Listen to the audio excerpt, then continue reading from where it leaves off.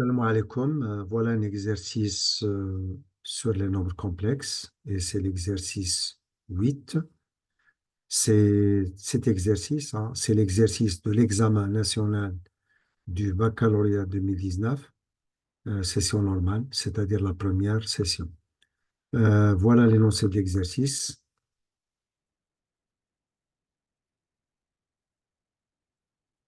Alors faites-le vite et très très bonne chance à tout le monde. Première question, résoudre dans l'ensemble C des nombres complexes l'équation suivante. Vous voyez bien que cette note à cet examen pour cette équation, c'est 0,75. Généralement, la note, c'est soit 0,5, soit 0,75. Mais attention, 0,75, ça pèse lourd parce que le coefficient des maths, c'est 7 multiplié par, donc 0,75 multiplié par 7, ça donne 5,25. Donc, dans le global de la note, ça va être 5,25 et c'est trop long. Alors, on commence par faire la résolution. La première des choses, on voit que les coefficients de cette équation, il y a le A qui est égal à 1, le B c'est moins 2 et le C c'est 4. Donc, les coefficients sont des coefficients réels. Donc, on peut résoudre cette équation en utilisant delta. Alors, delta, il est égal à B au carré moins 4AC. Le B au carré, ça fait 4. Moins 4, le A, c'est 1. Le C, c'est 4. Et ça fait 4 moins 16, donc c'est moins 12. Alors, delta est strictement négatif. Donc, l'équation, bon là, j'utilise un peu d'abréviation, admet dans C, on parle de l'ensemble des nombres complexes, deux solutions conjuguées.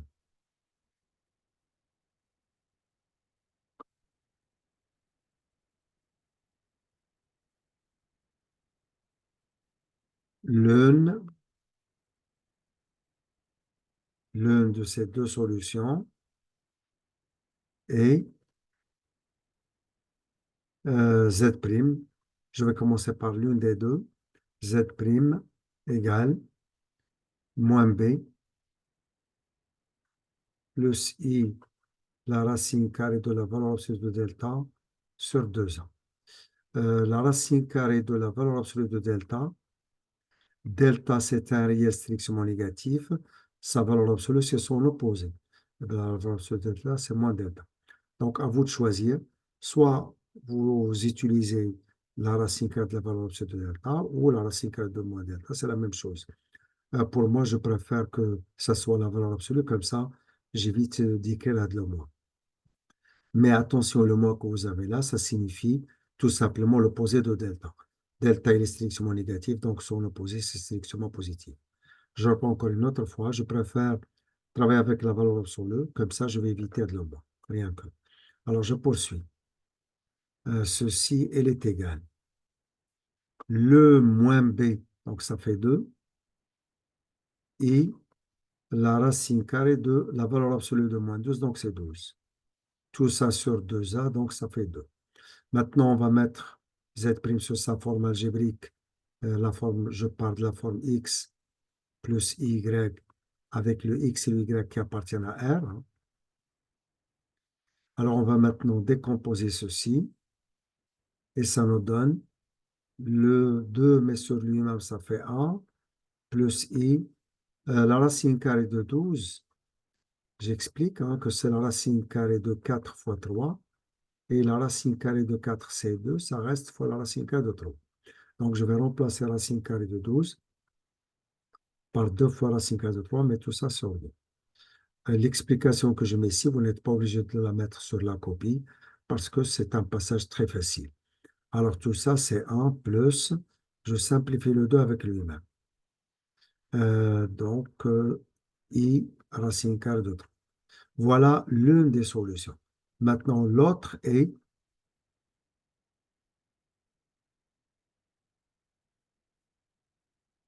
Z seconde est égal à Z' bar, puisqu'on sait que les solutions sont conjuguées. On le sait. Les solutions sont conjuguées. Quand on a l'une, on obtient l'autre. C'est z' bar, donc c'est 1 moins i racine carrée de 3. Maintenant, S dans C, c'est l'ensemble qui contient la solution z', voilà quoi est égal, et la solution z seconde, voilà quoi est égal. Voilà, on a fini avec la première question, résoudre l'équation. On passe maintenant à la seconde.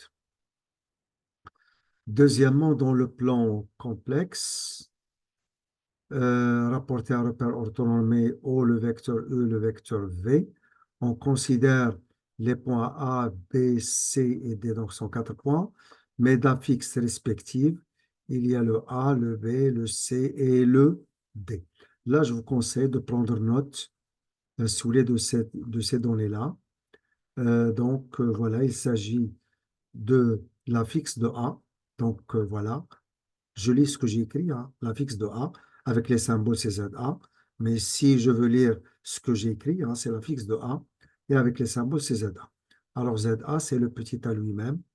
Donc c'est 1 moins I racine carrée de 3. Donc l'affixe de B, c'est le petit b, et le petit b, c'est 2 mais plus 2i. Et l'affixe de C, c'est-à-dire ZC, c'est le petit c, c'est la racine carrée de 3 plus i. Enfin, le Z, l'affixe de D, c'est le petit d, et le petit d n'est rien autre que moins 2. Je reprends. C'est le petit d qui est égal à moins 2 plus 2 fois racine carrée de 3. Tout élève, il doit remarquer que cet élément, c'est un réel, hein. Le moins 2, c'est un réel. 2 racine carrée de 3 aussi. Leur somme, c'est bien un réel. Donc, là, ZD, c'est en particulier, on voit que c'est un élément très particulier du moment que c'est un réel. Donc, voilà, on a bien pris les données. Vous voyez bien que je l'ai pris sous forme d'une colonne. Comme ça, c'est facile de les utiliser. Quand je veux voir le A, je le vois facilement parce que c'est le seul, hein, que j'ai écrit dans la ligne, là aussi. Alors, on commence à faire la question A. La question A, c'est montrer que A moins D, il est égal à moins racine carrée de 3 facteur de C moins D. On calcule le premier membre, on calcule le second, on doit trouver la même chose. Alors, on commence. A moins D, le A, c'est 1 moins R racine carrée de 3, moins le D, il faut changer les signes, c'est plus 2 moins 2 fois racine carrée de 3, ce qui implique que A moins D, je vais le mettre sous sa forme algébrique. On va regrouper les réels. Il y a le 1 plus 2, ça fait 3, moins 2 racine carrée de 3. Je le prends, ça fait 3, moins 2 fois racine carrée de 3. Le reste, c'est moins I racine carrée de 3. Voilà, on a bien le A moins D. Donc là, j'ai dit moins 2 fois racine carrée de 3. Voilà. Maintenant, on calcule l'autre. Moins racine carrée de 3, facteur de C plus D. Alors, moins racine carrée de 3, facteur de C moins D, pardon. Donc, c'est moins racine carrée de 3. Je remplace le C qui est égal à racine carrée de 3 plus I, moins le D, donc c'est plus 2, moins 2 fois racine carrée de 3. Et là, on a deux possibilités, soit qu'on développe, soit qu'on met le nombre entre parenthèses sous sa forme algébrique. Je préfère commencer par mettre celui-ci, hein, sous sa forme algébrique. Je regroupe les réels. Il y a d'abord le 2, je le prends. Et après, il y a racine carrée de 3 moins 2 fois racine carrée de 3. Alors, le 2, je le prends.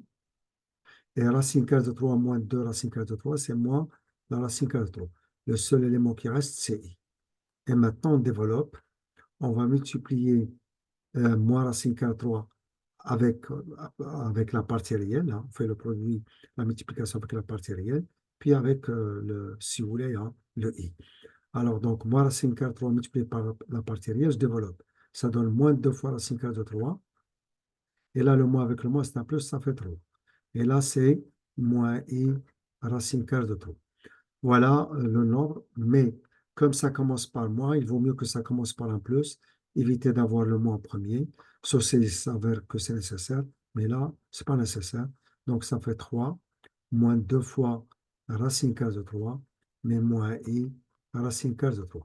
Le nombre qu'on a calculé maintenant, sa partie réelle, la voilà, et c'est la même partie réelle que vous avez ici. La partie imaginaire, c'est moins racine carrée de 3, et là, c'est aussi moins racine carrée de 3. Donc, on voit que le nombre qu'on a ici, c'est le nombre qu'on a là, donc c'est a moins d. Donc, maintenant, ceci, il est égal à a moins d. Du moment qu'il est égal à a moins d, ceci implique en final que le a moins d, j'ai dit le a moins d, il est égal à moins racine carrée de 3 facteur de c moins d. Voilà. Et on a fini enfin d'avoir la relation. C'est ce qu'il fallait démontrer. C'est ce qu'il fallait démontrer. On passe à la question suivante. La question suivante, mais avant de passer à la question, on va prendre avec nous les données à nous. Pour toujours à chaque fois que dont on aura besoin, alors on les utilise à l'instant même. Voilà les données.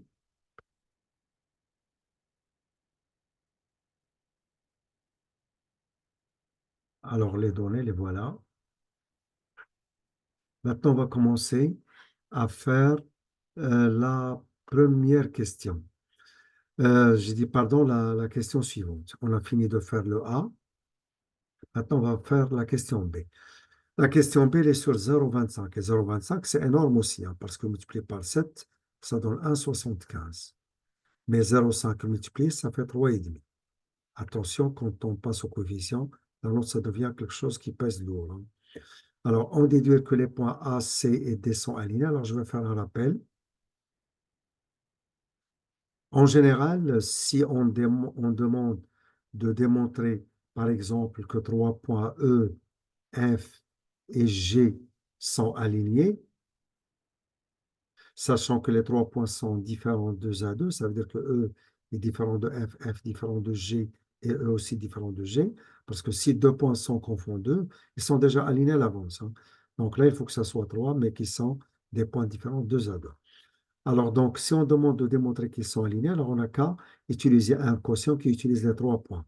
Par exemple, je prends ZE moins ZF sur ZG moins ZF. Voilà, ça c'est un quotient qui utilise les 3 points, le E, F et G. Si on démontre qu'il appartient à R, eh bien, les points sont alignés. Mais là, vous voyez bien que j'ai utilisé, si vous voulez, il y a le F en dernier, mais on n'est pas obligé. Vous n'avez qu'à utiliser les 3 points dans le quotient, quel qu'il soit le placement des points, quelle qu'il soit la disposition. Là, j'ai commencé par E et j'ai fini par F. Vous pouvez commencer par F. Là, j'ai choisi de finir le tout par F. Vous pouvez enfin finir ici par F. Et là, non. Ce que j'ai mis au numérateur, vous pouvez le mettre au dénominateur. L'essentiel, c'est d'avoir le quotient avec les 3 points. Quand il y a le quotient avec les 3 points qui appartiennent à R, les points sont alignés. Je reviens à notre sujet. On déduit que A, C et D sont alignés. Je peux par exemple démontrer alors un quotient avec les 3 points. Attention, les 3 points A, C, D, hein, euh, on ne peut jamais avoir 2 points confondus, jamais. Parce que le A, il est différent de C et il est différent de D. Donc, on ne peut jamais avoir 2 points qui sont, si vous voulez, confondus. Donc là, je peux par exemple, un quotient avec les 3 points, je prends par exemple ZD moins ZC sur, par exemple, ZC moins ZA. C'est un quotient qui utilise les 3 points, le A, le C et le D. La disposition des points n'a aucune importance. Si je montre qu'il appartient à R, eh bien, les 3 points sont alignés. Donc, à vous de choisir le quotient que vous voulez. Mais comme c'est une question déjà dans un contexte bien choisi, eh bien, tâchez de respecter le contexte et par conséquent l'esprit de l'exercice. Alors, pour faire la question B, alors d'après cette question ici, d'après A, d'après la question précédent, c'est-à-dire A, toujours deuxièmement, A moins D, il est égal à moins racine carrée de 3, facteur de C moins D. Et on est obligé de penser comme ça parce que la question, c'est en déduire, hein. Ce qui implique, puisqu'on va travailler avec les points, alors il faut introduire les points. Le A, c'est ZA. Là, c'est moins ZD, moins racine carrée de 3. Donc, on introduit les points. ZC moins ZD. Et comme on veut avoir un quotient, donc là, j'ai ZA moins ZD, et ben maintenant, je divise par ZC moins ZD. Mais comme C est différent de D, donc aucun problème, hein, ceci est différent de 0. Donc, ce qui implique que ZA que vous avez ici, moins ZD, alors divisé par ZC moins ZD que je fais passer ici au dénominateur, ZC moins ZD, il est égal à moins racine carrée de 3. Et ce moins racine carrée de 3, c'est un élément qui appartient à R. Ceci implique que, ce qui implique que ZA moins ZD sur ZC moins ZD appartient à R. Et ce quotient, il utilise les 3 points. Il y a le A, le C et le D, puisque ça, c'est le même point D. Donc, ce qui implique que les points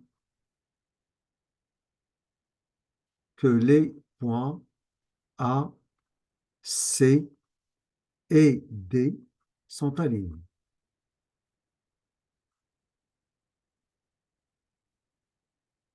Voilà, on a fini avec cette question. On passe à la suivante. On considère Z de l'affixe de M, donc, et Z', l'affixe de M'. Donc, dans tous les sujets d'examen, quand on parle en général, on choisit les notations. Donc là, c'est toujours la même chose. Vous allez trouver toujours cette présentation dans tous les exercices. Alors, M, c'est d'affixe Z, M' d'affixe Z', et que M', c'est l'image de M par la rotation. Alors, je vais bien lire ça, hein. Alors, on considère Z l'affixe d'un point M, Z' l'affixe de M', mais M', c'est l'image de M par la rotation R de centre O et d'angle moins pi sur 3. Donc là, premièrement, on va prendre les données de la question. Et les données sont les suivantes. C'est que le R qu'on a ici, le R, c'est la rotation de centre O et d'angle moins pi sur 3. L'abréviation ici, ça signifie que R, c'est la fonction. Et là, c'est la première lettre dans le mot rotation, c'est la rotation de centre O et d'angle moins pi sur 3. Maintenant, on demande de vérifier que Z' est égal à 1 demi à Z. Alors, on va faire un rappel aussi sur ce qu'il faut savoir concernant la rotation en utilisant les complexes. En général, hein, s'il s'agit d'une rotation de centre oméga et d'angle alpha, alors l'expression complexe de cette rotation, c'est Z' moins Z oméga est égal à l'exponentielle I alpha, facteur de Z moins Z oméga. Alors là, oméga, c'est le centre. Donc là, il s'agit de moins Z oméga. Le alpha, c'est l'angle de la rotation. Donc là, il s'agit de l'exponentielle I alpha. Un exemple, si on envisage la rotation, par exemple, une rotation, je prends la rotation de centre, par exemple, F, et d'angle pi sur 6, par exemple. Par exemple. Ou moins pi sur 6. Et qu'on veut écrire son expression complexe. Eh bien, l'expression complexe, ça va être Z', moins, mais comme le centre c'est F, on va mettre moins ZF. L'exponentielle, comme l'angle, c'est moins pi sur 6, donc je prends multiplié par I, et comme il y a le moins, on commence par le moins, donc moins I pi sur 6, facteur de Z, et comme le centre c'est F, donc c'est moins ZF. Voilà. Si par exemple par cette rotation, l'image, par exemple, si par cette rotation, l'image, par exemple, de E, c'est, par exemple, je suppose que c'est un point K, par exemple, Donc, sachez bien que c'est K qui est l'image. Et comme c'est K qui est l'image, donc Z', ça va être remplacé par ZK. Moins ZF, en utilisant l'expression, c'est l'exponentielle moins I pi sur 6. Et comme K, c'est l'image de E, le Z, ça va être remplacé par ZE, moins ZF. Voilà, si vous voulez, un rappel avec une petite application. Revenons maintenant à l'exercice. L'exercice, on demande de vérifier que Z' est égal à 1 demi à Z. Alors, on va écrire, premièrement, R est la rotation de centre O et d'angle moins pi sur 3. Donc, son expression complexe,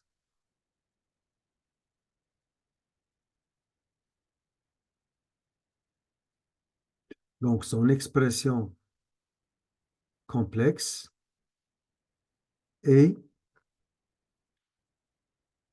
comme le centre c'est O, donc je vais prendre Z' et le centre c'est O, donc c'est moins ZO. L'exponentielle I, mais comme l'angle c'est moins pi sur 3, donc je vais prendre I multiplié par moins pi sur 3. Et il vaut mieux mettre le moins en premier, donc ça va être moins I pi sur 3. Facteur de Z, moins le centre c'est O, donc c'est moins Z. Or, ZO, O c'est le centre, c'est l'origine du repère, hein. Comme O c'est l'origine du repère, donc ZO c'est 0. Donc, je vais remplacer maintenant ZO par 0, donc ça donne Z' tout simplement. Et là, c'est l'exponentielle moins I pi sur 3. ZO c'est 0, donc il reste que Z. Nous, on doit trouver que c'est 1 demi à Z. Donc, je remplace l'exponentielle I moins I pi sur 3 d'abord par sa forme trigonométrique afin de passer à la forme algébrique. La forme trigonométrique, c'est le cos de moins pi sur 3 plus I, le sin de moins pi sur 3, mais tout ça, facteur de Z. Là aussi, un autre rappel, un autre. Le cos, en général, de moins x. La fonction cos est une fonction paire, ben c'est le cos x, le cos de x. Le sin de moins x, la fonction sin, il est impair, alors on fait sortir le moins et ça devient moins le sin de x. Voilà. Là, on applique ces propriétés-là. Z' il est égal. Le cos de moins pi sur 3, c'est le cos de pi sur 3. La fonction cos, elle est paire. Et là, la fonction est impaire. On va faire sortir le moins. Ça fait moins i, le sin de pi sur 3. Mais tout ça, facteur de z. Cos pi sur 3 n'est rien autre que 1 demi. Moins i, sin pi sur 3, c'est racine carrée de 3 sur 2. Tout ça, facteur de z. Nous, on doit trouver que c'est 1 demi à z. Donc, il faut factoriser par 1 demi. Alors là, on factorise par 1 demi et ça devient 1 demi facteur de 1 moins i racine carrée de 3 et ça reste z. Si on revient à ce qu'on a ici comme données, ici, les données, ben les données, les voilà. On voit bien, on voit bien que le 1 moins i racine carrée de 3, il n'y a rien autre que le A. Eh bien, je remplace 1 moins i racine carrée de 3 par le A. Et tout ça, ça va donner, c'est 1 demi A Z. Voilà.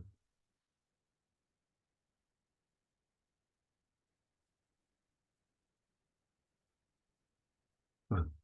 Donc, d'où maintenant Z',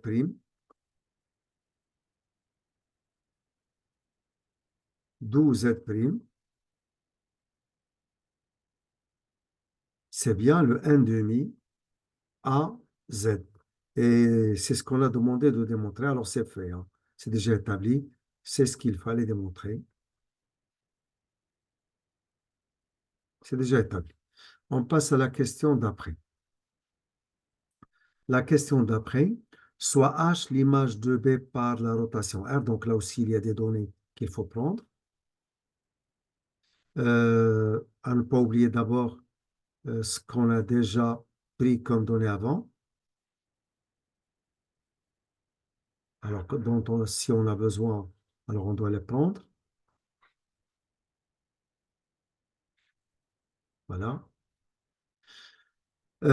Donc, les données qu'on a ici, c'est que H est l'image de B par la rotation. Alors, je l'écris. Alors, H est l'image de B par la rotation R. Donc, R de B, c'est H. R de B, c'est H. Euh, H, son affixe. Donc, ça veut dire que le H que vous avez là, son affixe, c'est le petit h. Donc, en bref, le ZH, l'affixe de H, c'est le petit h.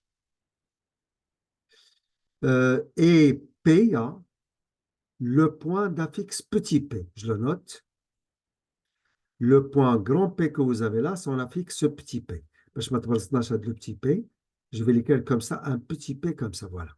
Donc, l'affixe de grand P, ZP, n'est rien autre que le petit p. Tel que ce petit p est égal à A moins C. Voilà, on a pris les données d'une manière simple et qui va nous permettre, si vous voulez, de les utiliser rapidement. Alors, on va voir avec la question A, vérifier que H il est égal à IP.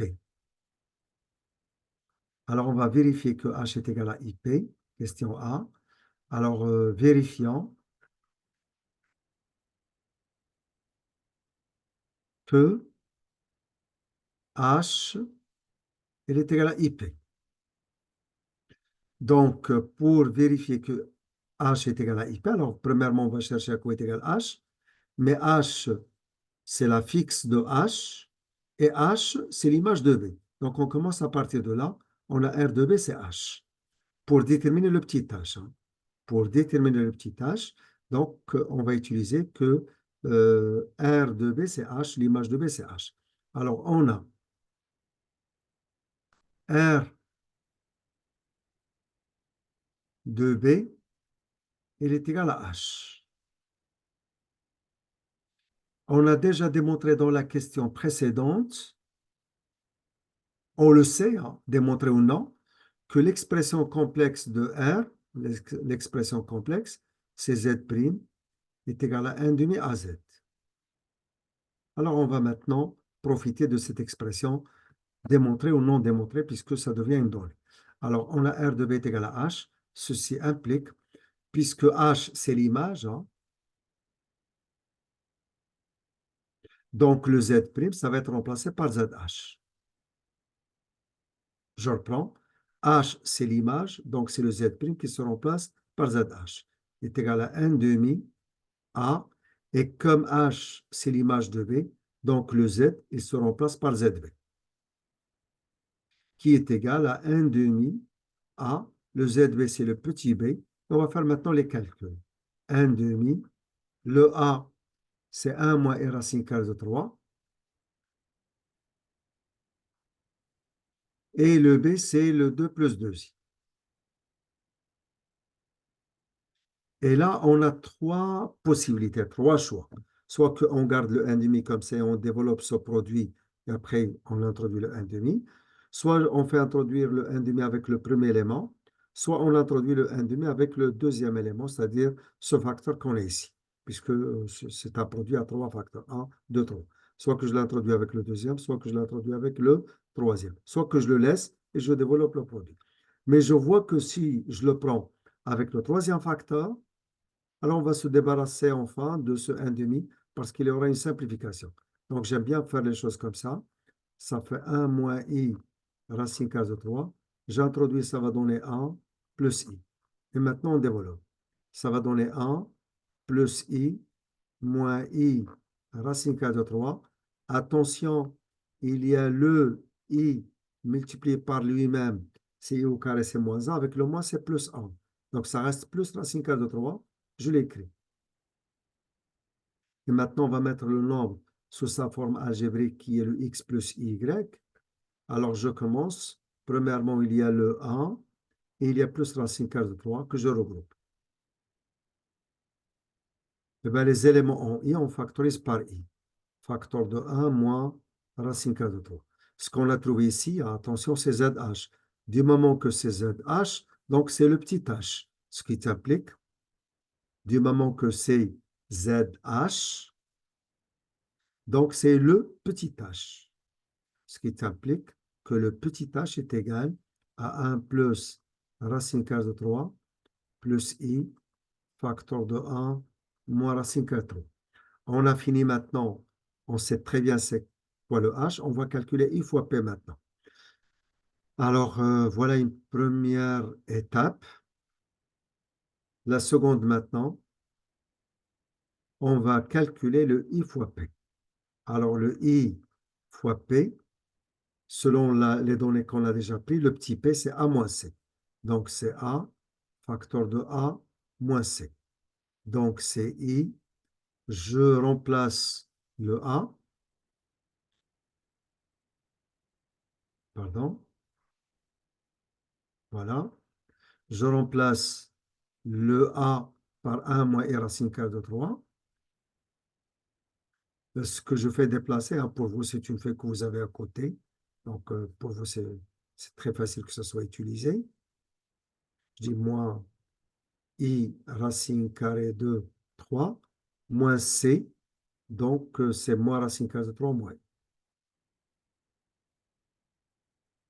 Là aussi, je préfère ce qui est entre parenthèses, hein, je le mets sous sa forme algébrique en regroupant les réels. Alors, les réels, il y a le 1 moins racine carrée de 3. Je prends, ça fait 1 moins racine carrée de 3. Dans les éléments qui restent, il y a moins i, je factorise par moins i. Facteur de 1 plus racine carrée de 3. Et maintenant, je vais développer et je prends le i multiplié par la partie réelle tout entière. Donc, ça fait i, facteur de 1 moins racine carrée de 3. Et là, le i au carré, toujours i avec le ici au carré, c'est moins 1. Avec le moins, c'est plus. Donc, ça reste plus, mais 1 plus racine carrée de 3. Toujours, je vais mettre la forme x plus y. Je vais le mettre sous cette forme. Ça fait 1 plus racine carrée de 3 plus i, facteur de 1, moins racine carrée de 3. Voilà ce qu'on a trouvé. La partie réelle ici, c'est 1 plus racine carrée de 3, là aussi. Et la partie imaginaire, c'est 1 moins racine carrée de 3. Et là aussi, c'est 1 moins racine carrée de 3. Donc, le nombre que vous avez là, c'est le petit h. Donc, je l'ajoute. Cet élément qu'on a ici, c'est le petit h. Du moment que c'est le petit h, donc, effectivement, le h qu'on a, c'est bien le i fois p. Donc, h, il est égal à i fois p, et c'est fini. Voilà. On passe à la dernière question. La dernière question, c'est montrer que le triangle OHP est rectangle en haut. Alors, pour montrer qu'il est rectangle en haut, OHP est rectangle en haut, donc selon ce qu'on a ici, là c'est la question petit b.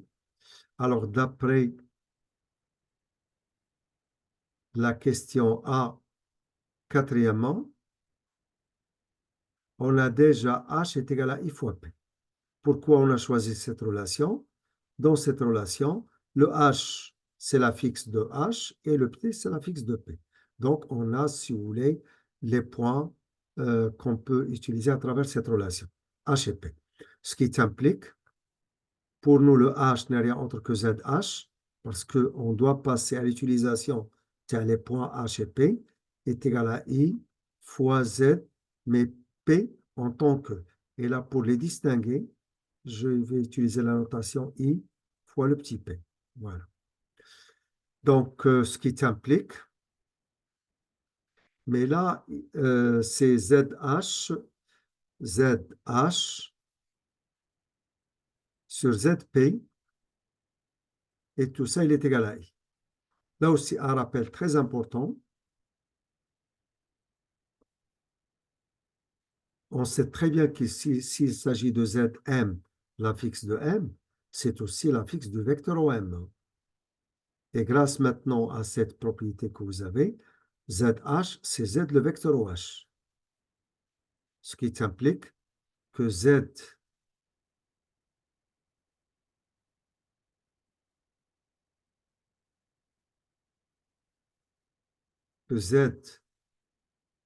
le vecteur OH sur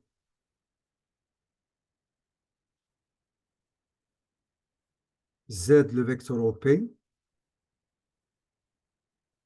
tout ça c'est I. Et là, je vais faire aussi un rappel qui est très important, que vous devriez savoir. S'il s'agit de Z le vecteur Mn, Z le vecteur Mn, quand il est égal à R alpha, c'est-à-dire je pars de la forme trigonométrique réduite de le nombre, sachez bien que la distance Mn, c'est R. Ceci signifie que la distance Mn, elle est égale à R que vous avez là. Et la mesure de l'angle, puisque le repère c'est O, le vecteur E, le vecteur V, sachez bien que la mesure de l'angle, le vecteur E, avec le vecteur Mn, la mesure de cet angle n'est rien autre que le alpha modulo 2pi. Mais la relation qui nous intéresse ici, hein, c'est celle dont je vais parler maintenant. C'est celle-ci. Donc, je vais changer même de couleur pour l'écrire. S'il s'agit de Z, le vecteur Mn, sur Z, le vecteur EF, par exemple, et que ceci, sa forme trigonométrique réduite, c'est R alpha, ceci signifie quoi géométriquement? Signifie que la distance Mn sur la distance EF, il est égal à R. Et que la mesure de l'angle, le vecteur EF, le vecteur Mn, la mesure, j'ai dit, de cet angle,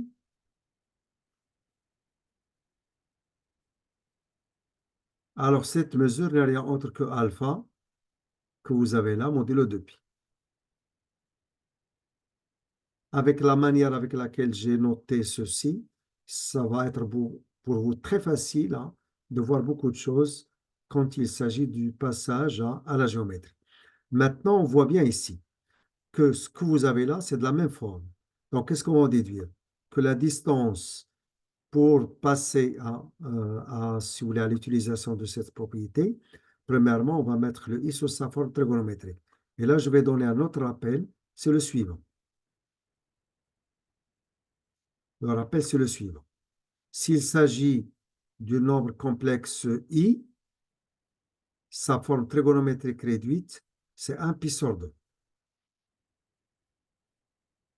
S'il s'agit de 14i, tout de suite la forme trigonométrique réduite, c'est 14 pi sur 2. S'il s'agit de moins i, la forme trigonométrique, c'est 1 moins pi sur 2, et je parle de la forme réduite, trigonométrique réduite. Si c'est moins 17i, eh ben, ça fait 17.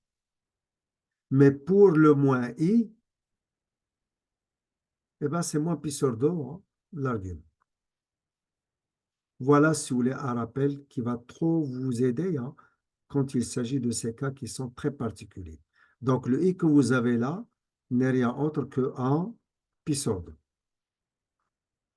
Alors, on va profiter maintenant de, si vous voulez, de ce que j'ai donné ici, hein, en tant que propriété très, très importante. On va en déduire que la distance OH sur la distance OP. Cette distance, elle est égale à 1 puisque le module c'est 1. Et que la mesure, regardez bien, Z le vecteur M1 sur Z le vecteur EF, quand vous lisez le quotient, Z le vecteur M1 sur Z le vecteur EF, la lecture, ça s'arrête au vecteur EF. Donc l'angle commence par le vecteur où on s'est arrêté. On s'est arrêté à EF, et bien l'angle commence par EF. Là, quand vous lisez Z le vecteur OH sur Z le vecteur OP, la lecture, ça s'arrête au vecteur OP. Donc l'angle commence par ce vecteur. Le vecteur OP, le vecteur OH, la mesure de cet angle, quand on met mesure, il faut mettre là-bas, eh bien, il n'y a rien autre que cette mesure, il n'y a rien autre que pi sur 2, modulo de pi. Celle-ci signifie ou implique que la distance OH est égale à la distance OP. Et cette égalité signifie que le triangle, attention, le point qui se répète, c'est le O. Donc, le triangle dont on parle ici, OHP, eh ben, c'est O qui se répète, donc c'est un triangle isocèle en O. Et là, c'est le O qui se répète, donc du moment que l'angle au sommet de l'EO, c'est pi sur 2, donc le triangle OPH est aussi rectangle au point O, hein, en O. Donc, je note ceci. Donc, donc, le triangle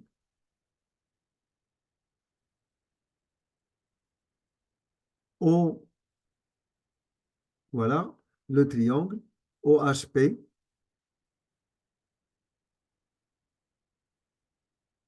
est isocèle, hein, du moment que la distance OH est égale à la distance OP, est isocèle et aussi rectangle